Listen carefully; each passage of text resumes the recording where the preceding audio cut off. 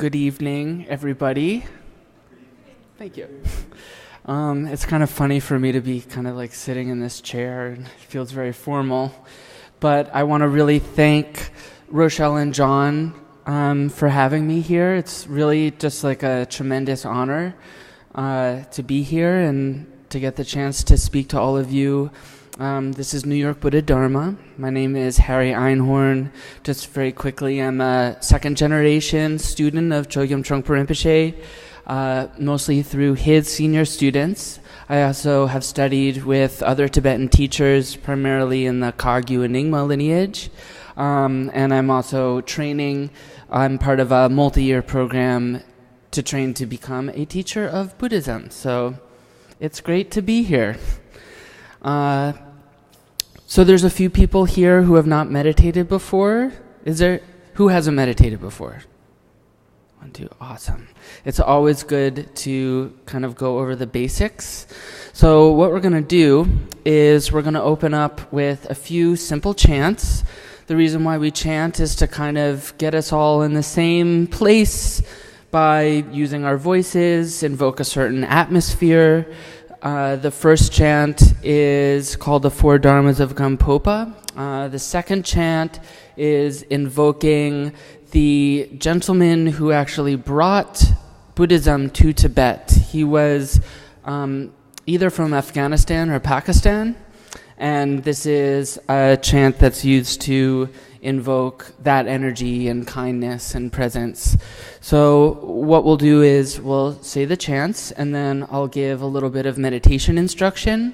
We'll sit for about 20 minutes, and we'll have a brief talk with some time for questions and answers. Sound good? All right. Can I just actually quickly have everyone's names? I'm not going to remember them, but I think it's nice it's such a small group to know everybody a little bit. So I'm Harry. I'm Lane. John. Hi, John. Mike. Howard. Antonio. Catherine. Randy. Ben. Hi, Sasha. Hi, Rochelle. Okay. So the way we'll do this is part of the form is that I will chant the first one alone, and then we can all chant the second one together. And just so you know, there's absolutely no need to participate in this. If you don't want to chant, that's totally fine. You can just sit there and listen.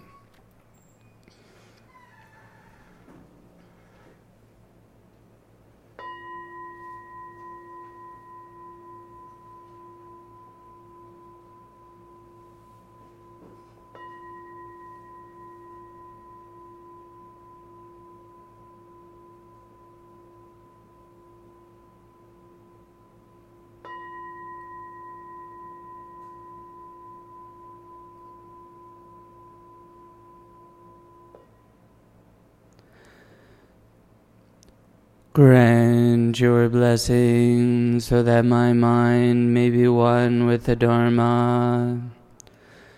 Grant your blessing so that Dharma may progress along the path. Grant your blessing so that the path may clarify confusion. Grant your blessing so that confusion may dawn as wisdom. Home in the northwest of the land of Uddiyana, on a booming lotus flower, you have attained supreme wondrous city. You are renowned as Makara, surrounded by your retinue of many Dakinis. We practice following your example. Please approach and grant your blessing. Guru Padma Siddhi Home.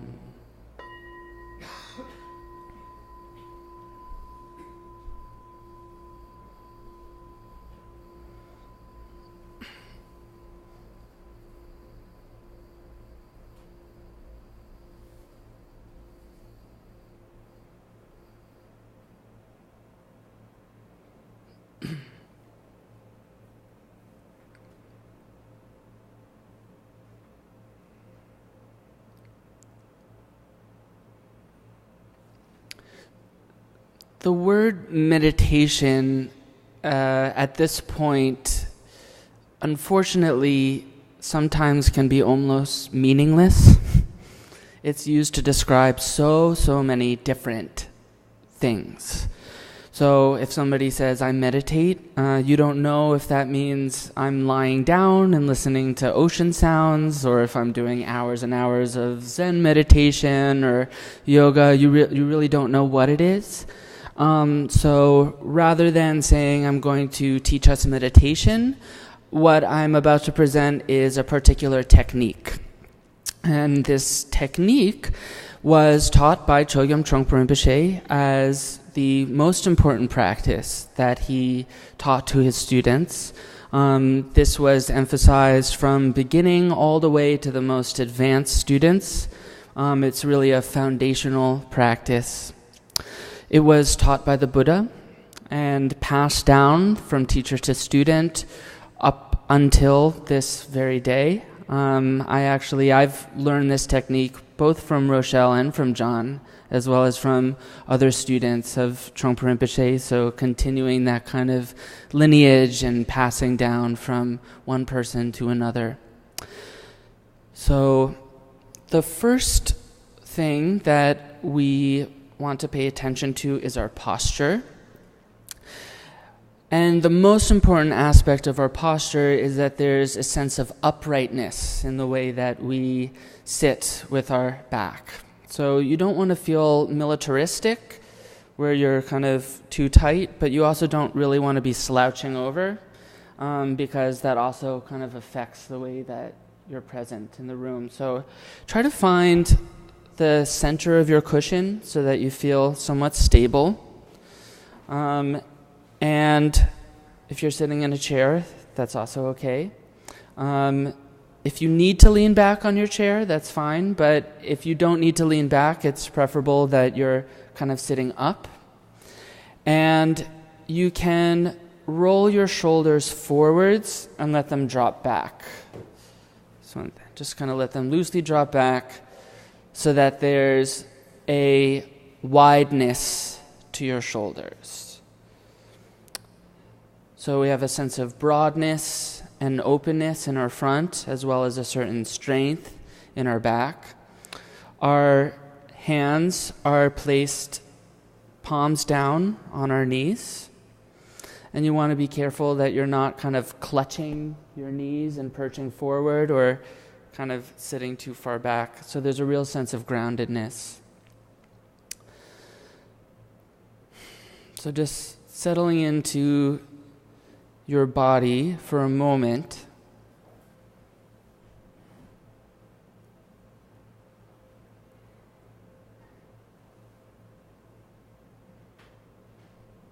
Touching into the presence of your body in the cushion, feeling the connection of the cushion to your seat,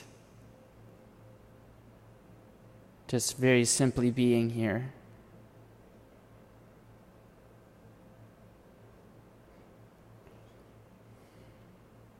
Now, in this particular style of meditation, our eyes are open. And the gaze is slightly down, so we're not staring straight out in front of us. You kind of want to find a comfortable spot where your eyes are about, 4 feet in front of you. And rather than trying to focus in very intensely on one spot, you're having a relaxed gaze. So your field of vision is open, kind of a very natural receptiveness to the visual field that's being presented to you.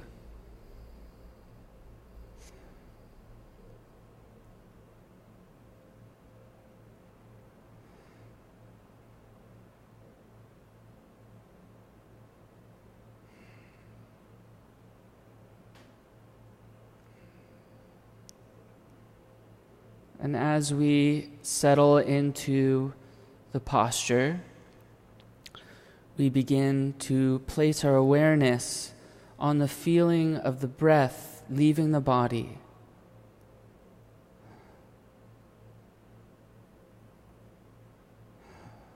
In this particular technique, our mind is very simply following the out-breath as it goes out.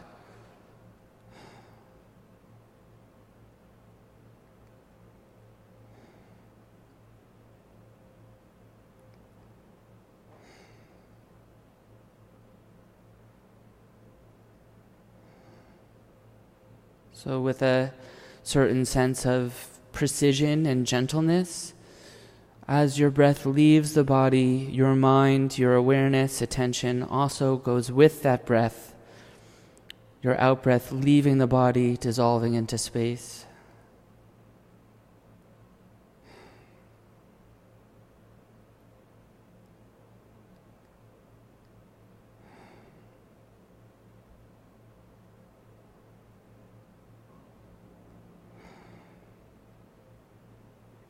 As far as the in-breath, there's no particular emphasis or importance placed on the in-breath.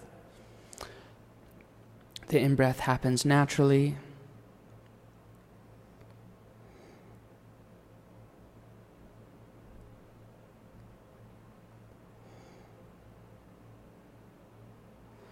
Continually, gently and with precision, bringing the mind back to the out-breath, the feeling of the breath leaving the body, following the breath out, just a natural breath.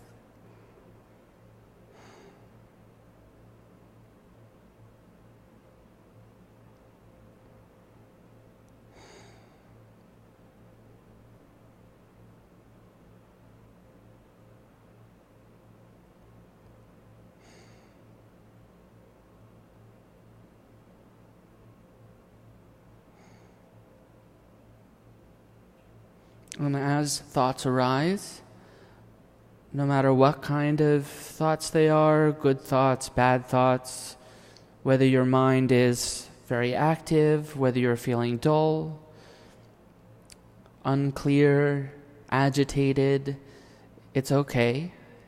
This is just the mind doing what it does. And as thoughts arise, all you have to do is just notice, lightly touching into that thought by noticing. If you'd like, you can label it thinking.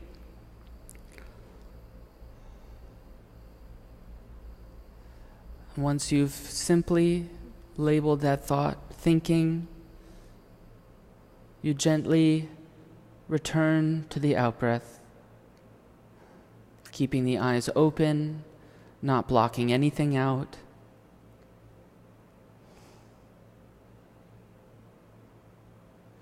Simply becoming aware of the thoughts as they rise and fall.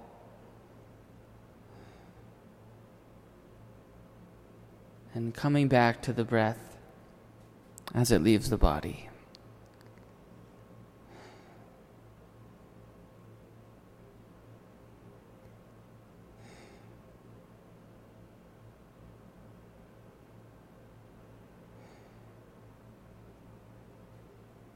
So I'm going to ring the gong again, and we'll sit here for a few minutes without me saying anything.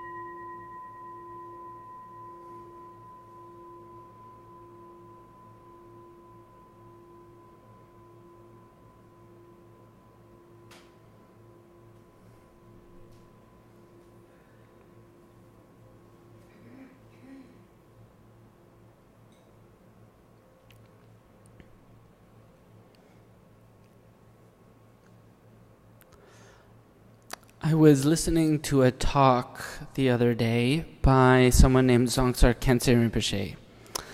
And he was saying how when we talk about, oh, that person's a really good Buddhist, that a lot of the time people say, oh, that person, they never get mad, or they sit a lot. That person is so calm, and they're a vegetarian. So that makes a good Buddhist, right? But he was commenting that it's so rare that you hear someone say, wow, that person is a good Buddhist. That person is hell-bent on seeing the truth. That person will stop at nothing to see things the way they are and is completely stubborn and uncompromising in pursuing a direct perception to cut through illusion.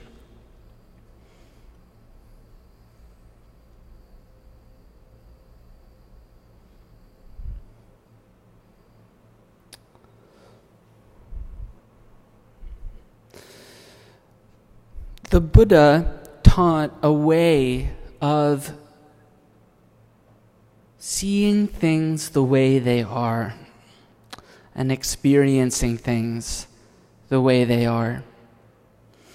And so, in that sense, it's not a Buddhist teaching because the Buddhist said it, or because we all accept, or because we have some kind of faith because he has long earlobes and a bump on his head.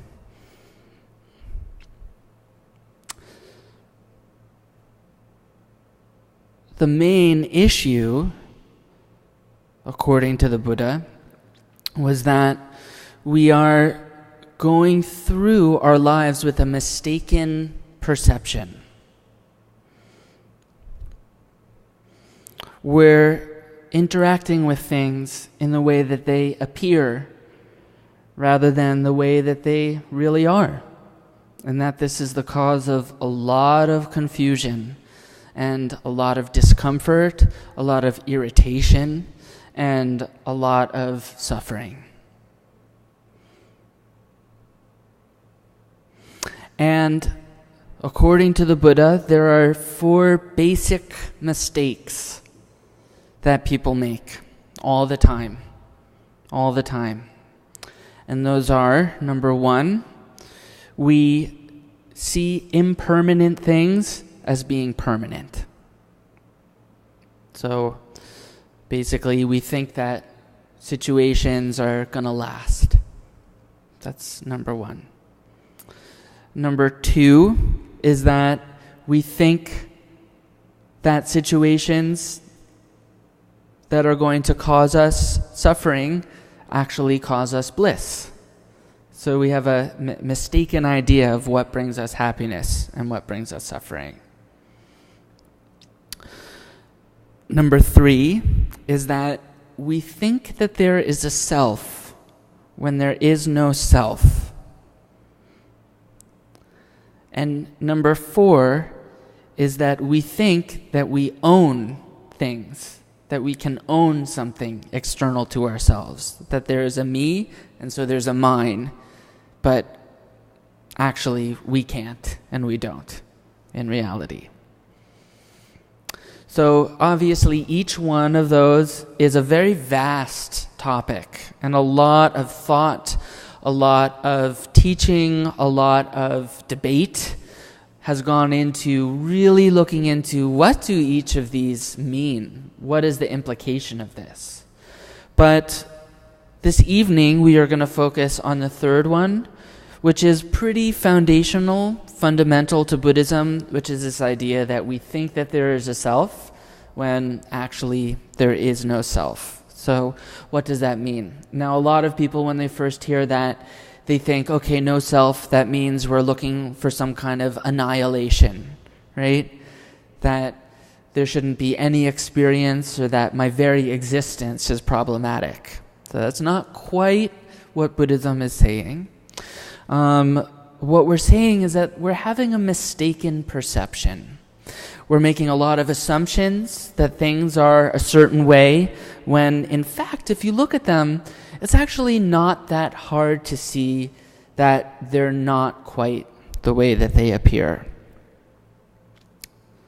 So, according to Trungpa Rinpoche, working with egoism, this egoistic idea of the existence of a self, that is the foundation of Buddhist practice.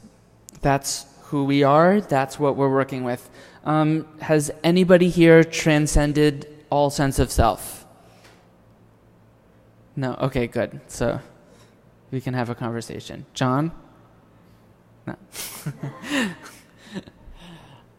It's what we're working with. It's who we are. And so, what is ego, according to a Buddhist? Well, I really like the way that Trungpa Rinpoche describes ego. Ego is another one of those words that means a million different things, and it's almost meaningless unless you define what you're actually talking about. According to Trungpa Rinpoche, ego is pretty much a sense of solidity, and it's also a sense of territoriality. Territoriality. So that if someone kind of steps on your territory, then you feel there's kind of like a recoil, right? There's a sense of defensiveness, or there's this sense of me and mine. And it happens consciously and subconsciously all the time as kind of like a reflex. Does that make sense? Kind of like a sense of contraction or a tightening. But when we actually look at this solidity, this solid sense of self, the solid experience that we have, it actually becomes not so solid.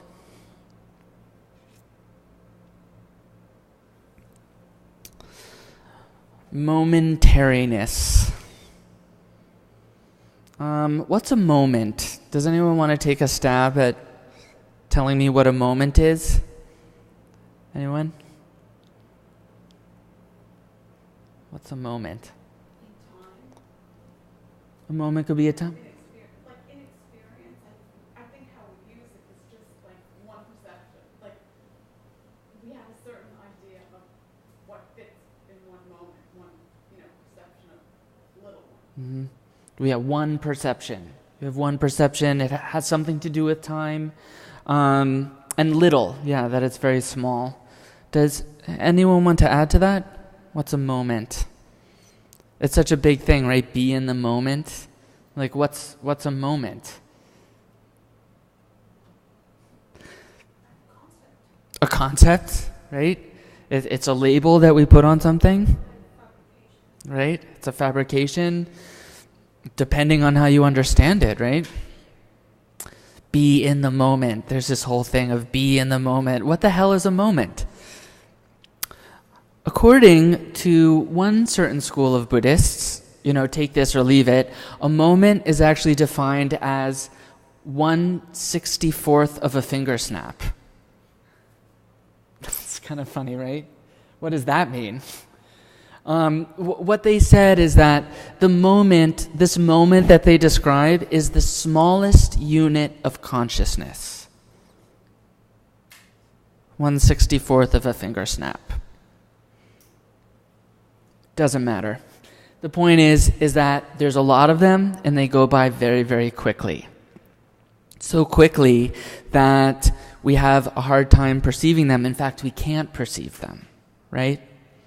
But when I say that everything is momentary, does anyone have a sense of that? The momentariness? And what we're doing is that we're taking all of these moments, these many, many, many, many moments, 64 just in that, and we're mistaking that for one thing. So from far away, it seems like there's some kind of continuity happening, right? There's a story, right? Like, I do this, and then that happens. But part of this ignorance that we're working with is actually, I have a certain perception of this, you have a certain perception of this, everyone from where you're sitting has a slightly different experience of what just happened. Not only that, we're filling it in with all of our previous experiences and biases, our expectations for the future, and even perceptually, we are creating this through line. Now this is hard to experience.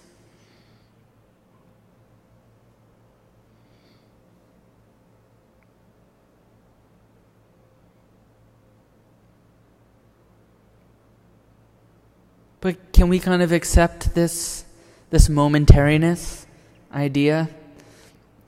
Many moments just happening.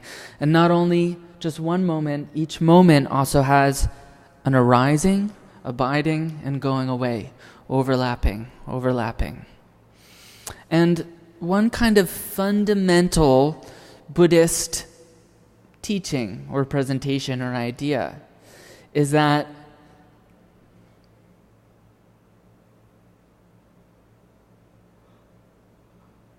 this continuity that we think that we're experiencing is actually very patchy.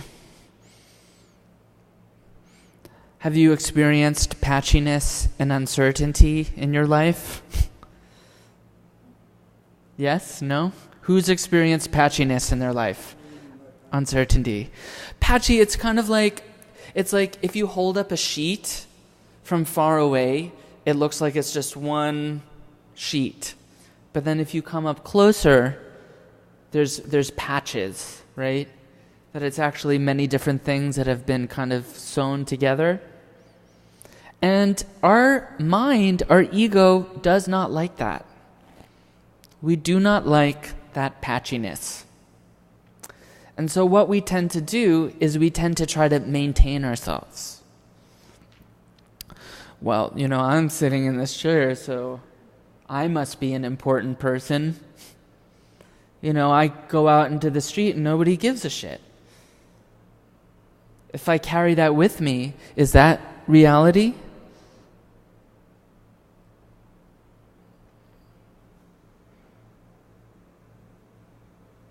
Not only are we kind of weaving together this kind of very momentary, very unpredictable, seemingly predictable, but if you kind of get a sense of it, very kind of, you just walk out in the street and you see it, you can experience it. We think that we have this one mind, right? Now this is interesting, and this is kind of tough. This is a tough one. The Buddhists actually say you have many minds. You have many minds. And those minds are called your sight consciousness, your scent consciousness, your touch consciousness, your hearing consciousness. What am I missing? Taste consciousness, and then your mental consciousness that brings it all together. So when we were sitting, even for that 10 minutes, did you have an uninterrupted flow of awareness? Who had an uninterrupted flow of awareness? Who got distracted? Wow. You didn't get distracted? Yeah, okay. Yeah. Right? Your mind is jumping. You smell something. You see something. You taste something. You feel something. You think something. Rapidly, and these are all overlapping each other. It's happening so fast. It's happening so unpredictably. Moments are flying by. And your mind kind of goes, whoa. This is too much. I'm going to start to make some sense of this. And so we start to build a storyline. We start to get attracted to certain moments. We don't want them to end. We start to become repelled by other moments. We want them to end, right? I don't like this moment. I want it to change. Or this moment is good. I want this to continue. We begin to make certain associations with certain types of sense perception, certain types of thoughts, And we build, and we build, and we build, and we build, and we build, and thus the ego is born. But there's a problem, because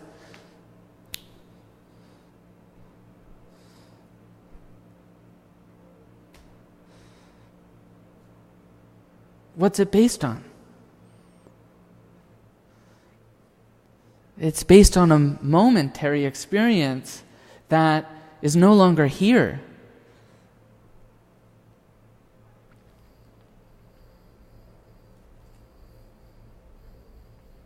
All right, this is a good one. This is a quote from Trungpa Rinpoche. It's as if you had a stutter and you were trying to speak, and your speech was covered by background music, although it would seem as if you were speaking in full sentences. If you examined your speech more closely, you would realize that you were actually stuttering. That's pretty crazy. I don't know if anyone's ever done psychedelic drugs. I never have. But, people have this type of experience, and it can freak them out. Things not quite matching up. So basically, your mind, it creates this identity, it creates a safety net, and it's trying to transfer its identity from one moment to the next by holding on to a storyline. Is this making sense? Me, mine, experience, memory, good, bad. And the problem is that it's not so good at it. We're actually not good at creating this facade, because the world is unpredictable, and things keep on piercing that sheet that we've held up that seems like a solidity. And the constant irritations, the intrusions, the distractions, they keep on reminding us that maybe this constructed reality that we've created is actually not so solid. So we have two choices, basically. One, we can keep on swimming upstream and double down, create this story, and try to block out anything that threatens that. And that's, honestly, I see a lot of people do that when they're practicing with their eyes closed and they're generating some kind of, peaceful state, right? And you could just be shoring yourself up, making sure that nothing's gonna come and challenge or attack you.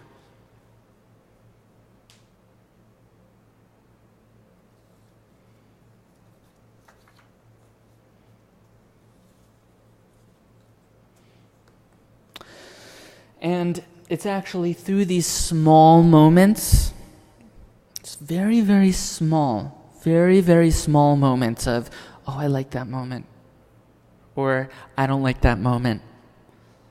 Small, so small, that then all of a sudden anger just arises, or intense lust or desire arises, some kind of hostility, aggression, extreme craving. It happens in such a short moment. It happens in a moment.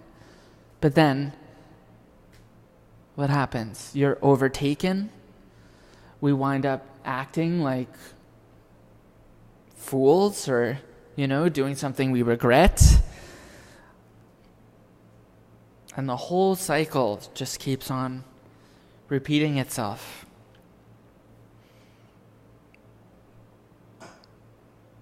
So those overwhelming emotions, those are called klesha in Buddhism. But the interesting thing about klesha is that they start with this momentariness. Can anyone commiserate? This, it's like, someone can do some seemingly small thing and it just sets you off. It doesn't happen right away, but then all of a sudden you're just... So if you look at this and this attempt that we're making to solidify this construction that we've made of ourselves, it's ridiculous and it's embarrassing. But here's the good news. If you feel ridiculous and embarrassed, for a Buddhist, that is good news. That's a good sign. Because it means that you're actually getting some sense of, this isn't working. That sense of awkwardness or uncomfortability, there's a real wisdom to that. That we can't just smooth things over.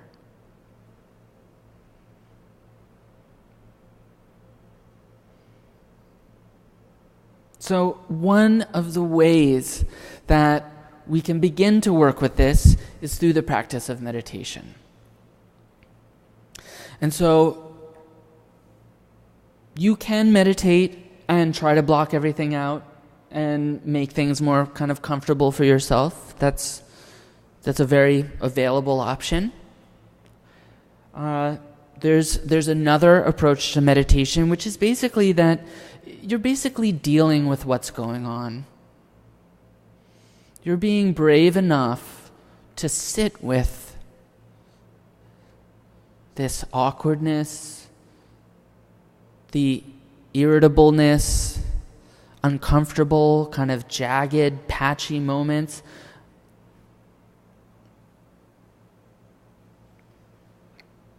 The elements of your mind that are disrupted and fickle. But you're saying, you know what? It's okay. This is okay. And in that, there's a tremendous kindness to saying, let's just be with this.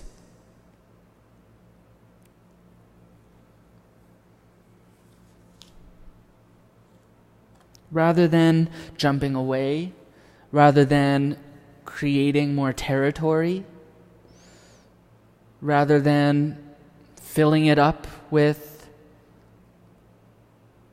I kind of think like cell phones, it's actually they know how the mind works, right? They have figured out how the samsaric mind works, jumping and constantly kind of filling the hole. And when you're sitting, this is your opportunity to say, this is okay. And then there's another part of you that's saying, no, this is not okay. I feel terrible. I don't want to do this. But somehow there's the deeper sense that just stay with this. We're developing a sense of sympathy and a healthy attitude towards this fickleness. The first step being just acknowledging that it's there. It's part of us. You're learning to be.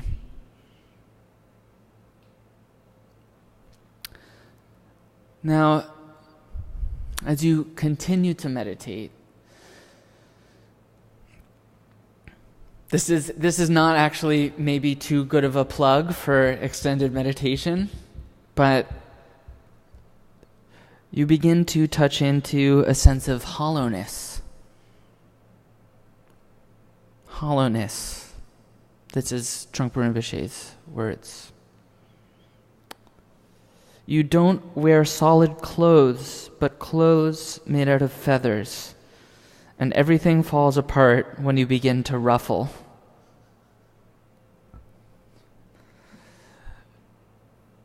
When you begin to touch into this sense of insubstantiality, it can be a very raw experience. It can be fearful. It can be uncomfortable, but there's something so healthy about it. So healthy, so rugged, so real.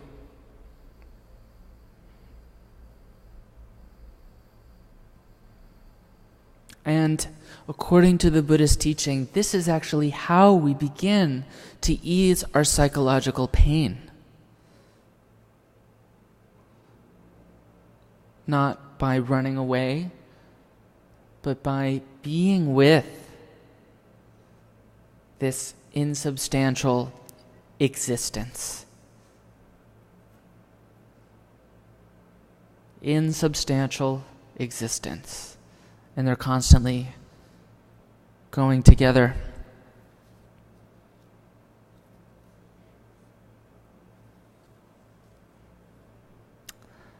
So I thought this was really wonderful. As you familiarize yourself with the insubstantiality, momentariness, kind of like the cracks in the sheet, you realize that there's no profit, or if there is a profit, you don't have a bank account. Right? But you do it anyways. This is what is called non-theism. You do it, but there's no expectation for any kind of reward.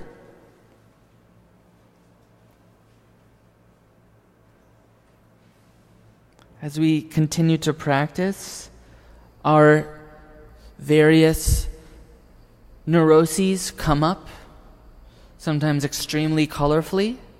We work through them, we sit with them.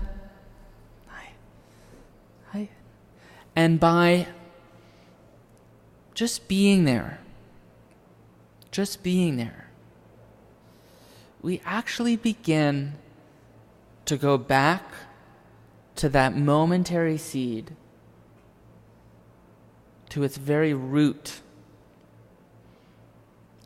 And by being able to become aware, gradually, the whole cycle begins to just fall apart.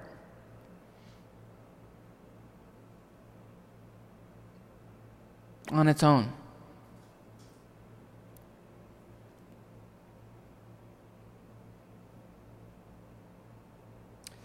Another quote, mindfulness is simply looking at ourselves and cutting the roots of bewilderment and jumpiness.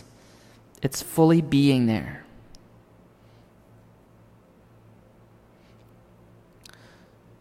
So when we're connecting with what is simply there, not even connecting, just being with,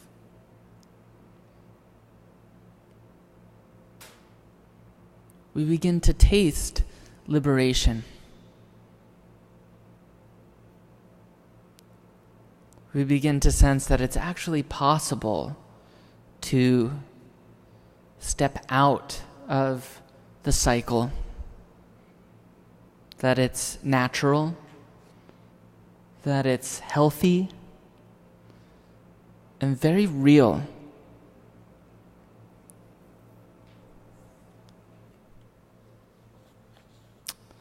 Very brave.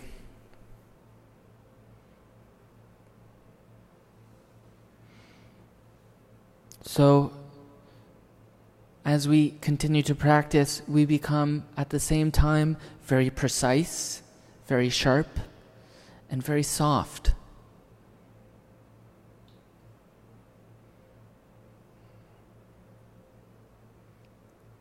So, just to quickly sum up, Buddhism is concerned with the way things are. And one translation of the word Dharma is the way things are.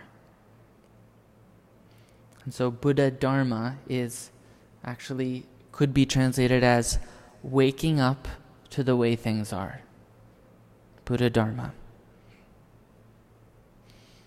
The way things are is momentary and fleeting. Not only that, the seeming solid structure with which we experience the world is actually many different things overlapping. That attempting to smooth things over is very much at the root of what is causing our discomfort.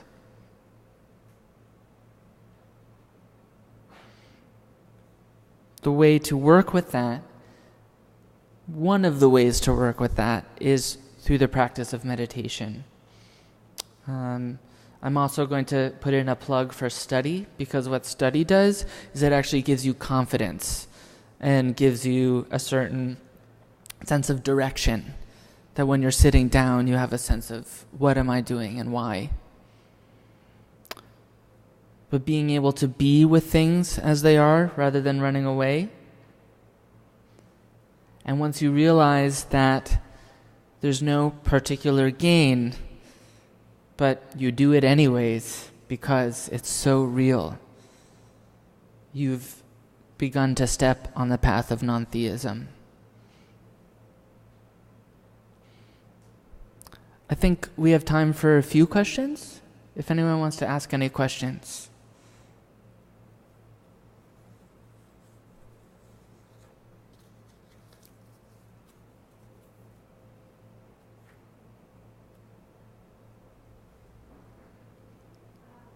Wait. Here's the mic. I think it's for the recording. Yeah. The whole talk reminds me a lot about another Chögyam Trumpa's book where he talks about all of this in the context of mandalas. Mm-hmm. I was wondering if you could say a little bit more about it. The thing I remember about the book is he says how we are all walking on the edge of the blade all the time, but with this idea of trying to find solid ground. Mm-hmm. And part of what I love about talking about the sense of self within the mandala idea is this thing that you were talking about today of territory. Because when we put the self as the king of the mandala, at the center of the mandala, of those, the sensitivity and those boundaries of that territory are tremendous, right? Yeah. Anyway, I was wondering if you could talk a little bit more about that, because I think it's deeply related to that. How much time do we have? No. It's my favorite topic. Mandala, actually mandala is another way of saying relationship. Relationships.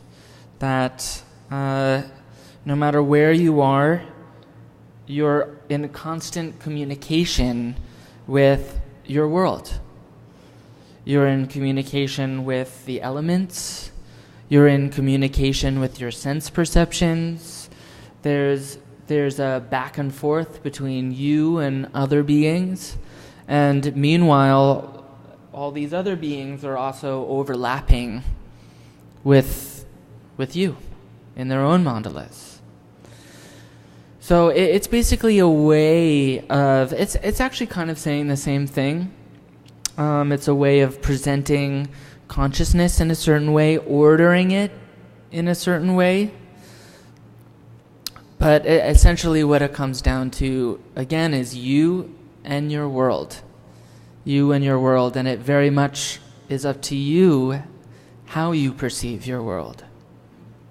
Whether, like as you said, you perceive it from a territorial perspective or from an expansive and spacious perspective, or in between the two, or simultaneously within a day. Yeah.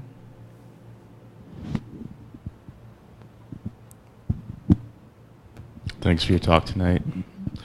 I think what comes up for me when we talk about the concept of mind and how we create an ego around our experience of the world is the physiological aspect of the brain.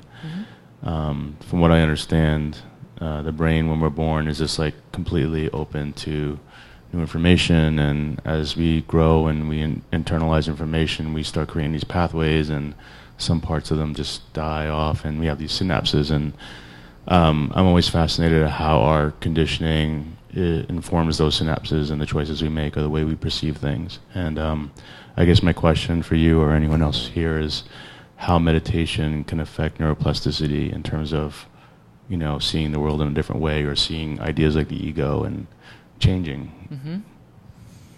Well, I mean, there's much better resources than me about meditation and neuroplasticity. There's been quite a bit of research done. You know, Mingyur Rinpoche is someone who has done quite a bit of work. I think Daniel Goleman,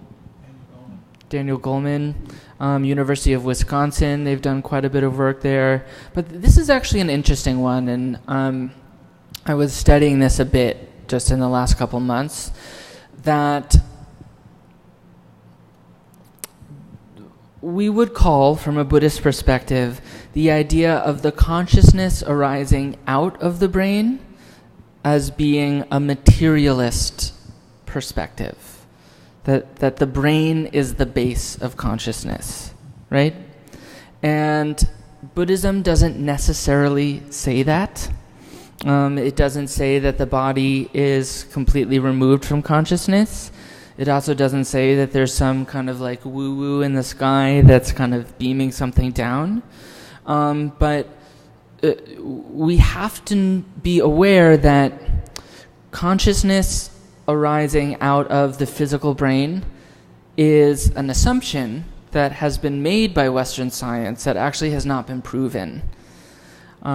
So just from a Buddhist perspective, we're much more concerned with, well, first of all, you right now, your experience of happiness, your experience of suffering, your perception of the world, and how you're working with that.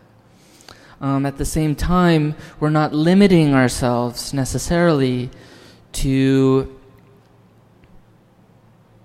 thinking that the consciousness is entirely only produced by physicality. And there's a lot more that I could say about that, or we could talk or share, but I don't want to take up the whole. But that's an interesting one. Yeah.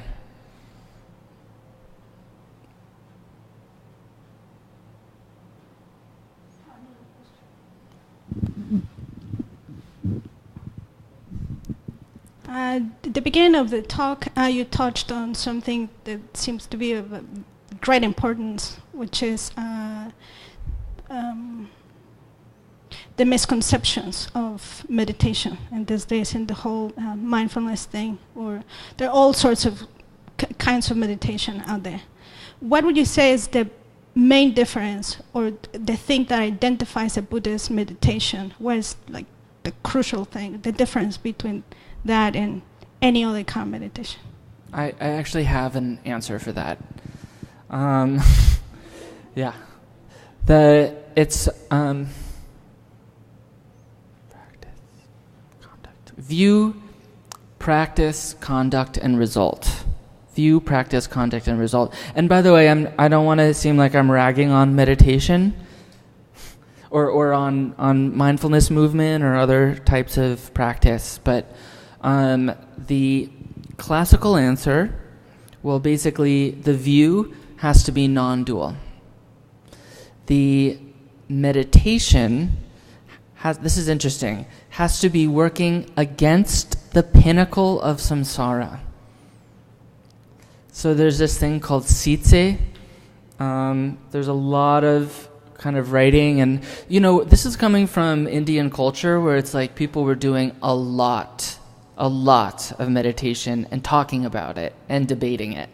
So as much energy as we've put into our economy and material sciences, those people were putting all of that energy into the experience of mind. And sitse, the pinnacle of existence, basically means like you have the best of everything, right?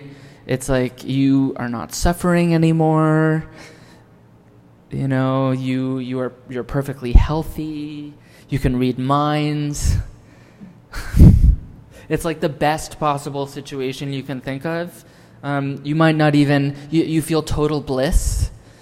And a lot of people think that that is enlightenment. And so like the very classical Buddhist answer is that you're actually working to undercut that. Because according to a Buddhist, it means that you're still stuck. Because you're still maintaining something on a very, very, very subtle level. That's the difference. I'll just go through quickly the rest. The conduct has to be beyond extremes. And the result is awakening. Oh, the result is the result of elimination, which means it's not something that you're adding, it's that you're taking away everything that's not your awakened state. So we need to be introduced to a view to begin with. A view is important. A view is important. Oh, the view is non-dual. That's looking at the time. The view is non-dual. Okay, so for a Buddhist, the non-dual refers to not eternalist, which means that you're not seeking some kind of state of permanence or some state of godlyhood. You're not seeking some projection of some kind of ideal or thinking that there's going to be an everlasting, state where nothing changes, eternalism. Or you achieve union with some kind of divine Godhead. And then, so that's one end. And then the other end is nihilism, which is basically voidness, nothingness. A sense of, like I was saying, annihilation, right? Or not being. So those would be the two extremes. And a non-dual view would be neither falling into either of those two extremes.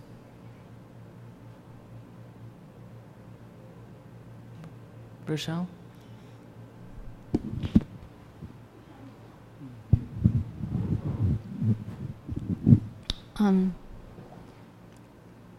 One of the things that I was thinking about in terms of staying in the present moment is heightening our appreciation for the present moment of whatever is happening in that moment.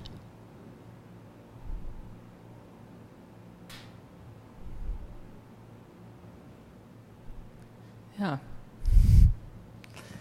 You kind of develop like you said, appreciation. What's nice about that appreciation is that it just happens naturally. That there is a little bit of like talking yourself up, but you don't have to do it too much because the moment's just there.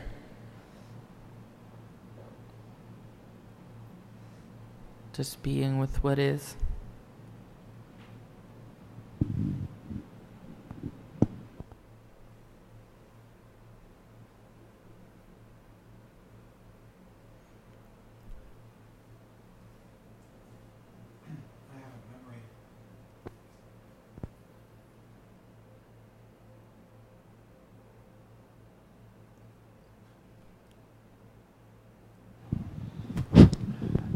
I have a memory of Trungpa Rinpoche saying that, I guess at some stage of meditation accomplishment, one might actually be able to see the gaps between the moments. And I've always thought, it's kind of like, I envisioned this like, you remember when movies used to be on film? And they were actually, the moments were the frames. And they went by so fast that you blurred them together into one continuous picture. But if you slowed them down enough, then you actually start to see the separate frames with the edges of the picture, and between them. Mm-hmm. But it's hard for me to make anything out of that, and in terms of what that means for our practice. Do you have any comment on that? I mean, I don't think it's really necessary to kind of try to see a moment.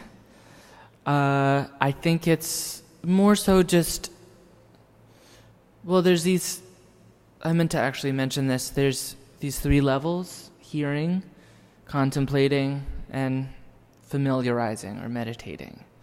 So the first is like you hear, yeah, life is momentary.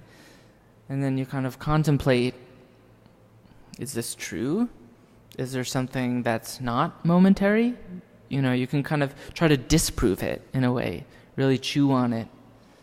And then whatever flashes of insight arise from that are, you would familiarize yourself through a repeated practice on the meditation cushion. So if we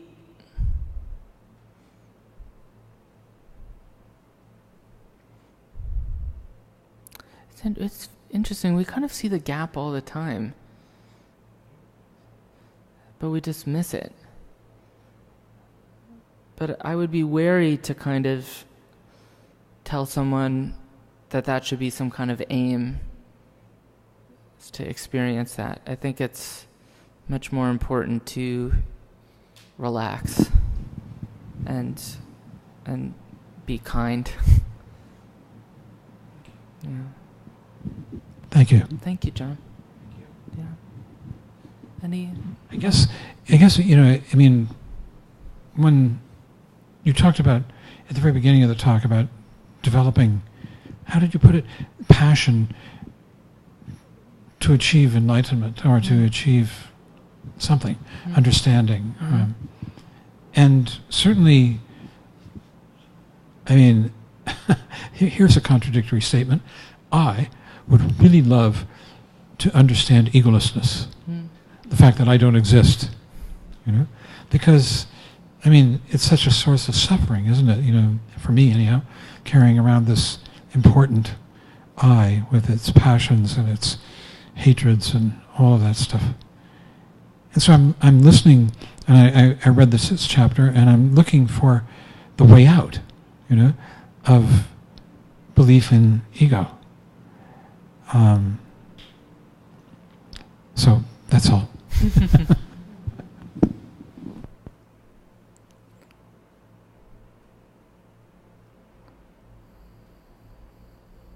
Look at the bottom.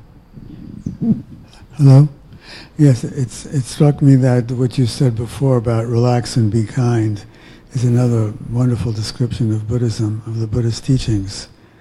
We probably have heard that when the Dalai Lama was asked, "What is your religion?" he said, "I practice kindness." And many teachers that I've studied with, way up into the so-called highest teachings, always emphasize the importance of being able to relax. I think it's about relaxing the grip we have on ourselves, on our ego. Mm-hmm. And the kindness just comes out of that naturally. Yeah. Comes out of that relaxation naturally. I'm going to add relax, be kind, and stubbornly pursue the truth.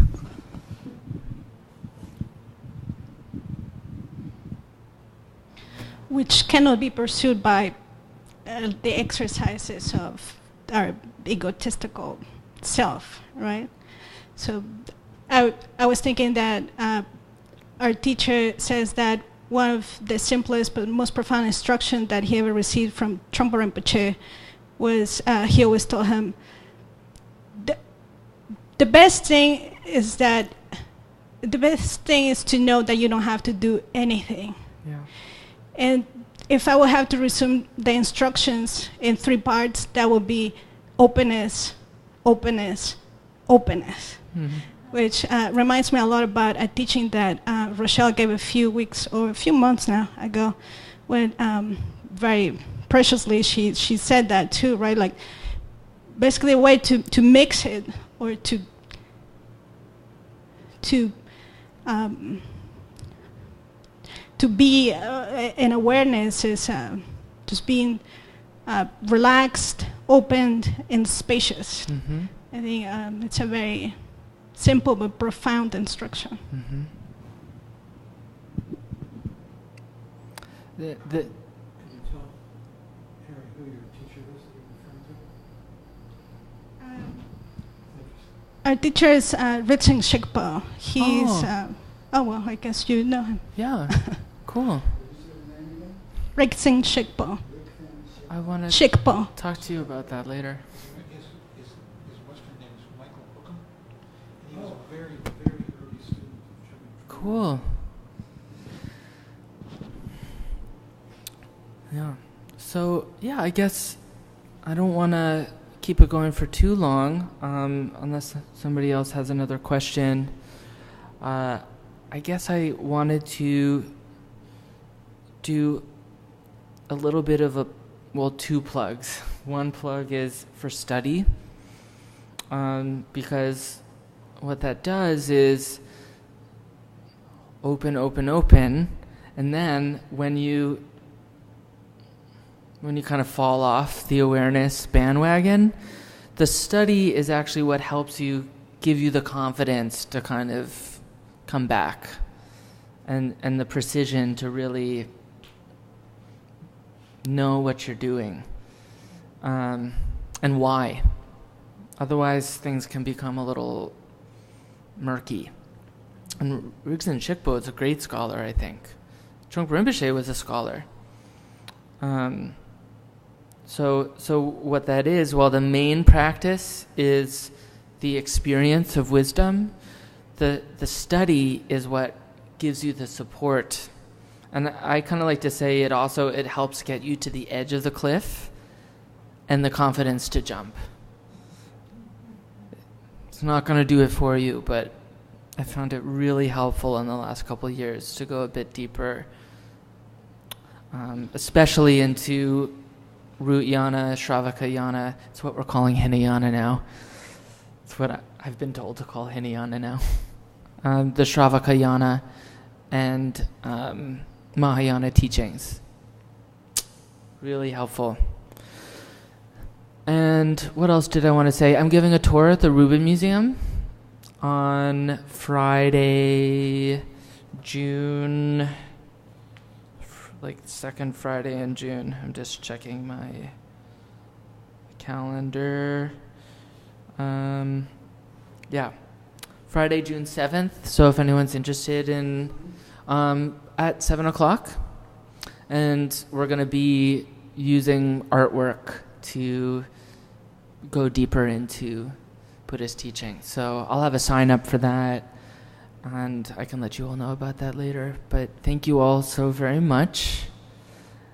And when we do a Buddhist practice, one of the most important things at the end is that you don't hang on to anything. You actually dedicate it. So there's a sense of sending out whatever benefit, whatever insight, whatever good vibes or relaxation or anything that you might have acquired, you send it out. And it is said that by doing this, it actually increases it many times over, not just for yourself, but for others as well. So we'll all say the dedication together. That is on the last page, page 18.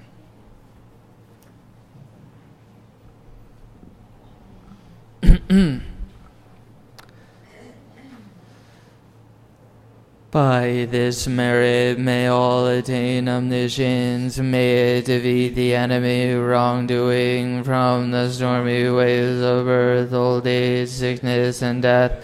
From the ocean of samsara may I free all beings. May the Buddha's teachings spread and flourish. May all beings have happiness and joy. May the Dharma be practiced continuously day and night. May the benefit of self and others be spontaneously accomplished. By the confidence of the golden sun of the great east, may the lotus garden of the radiance wisdom bloom. May the dark ignorance of sentient beings be dispelled. May all beings enjoy profound, brilliant glory.